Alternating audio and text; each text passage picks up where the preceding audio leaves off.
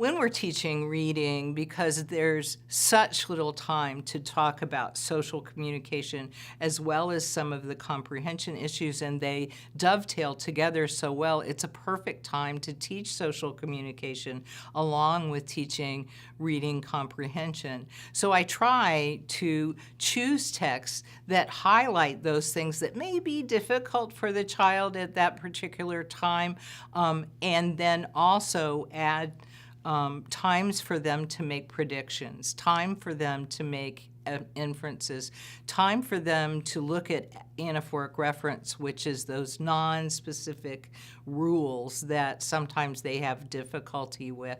So for instance, I had a young man who was just learning how to lie, and most children with autism don't lie very well.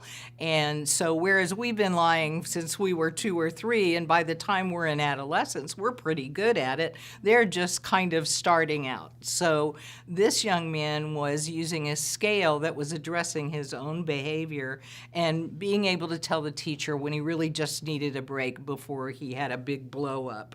So the scale was from 1 to 5, and so 4 would be, you know, I'm a little shaky, and 5 would be, leave me alone, I just need to calm down. Well, at first, he was really excited about it. It was working really well. As he learned to start lying, he realized that if he said a 4 or a 5, he could get out of work. And so we were kind of excited because that meant if you're lying, that means I can fool your mind into thinking of something else. So that's growth. That's wonderful growth. However, his teachers were not so fond.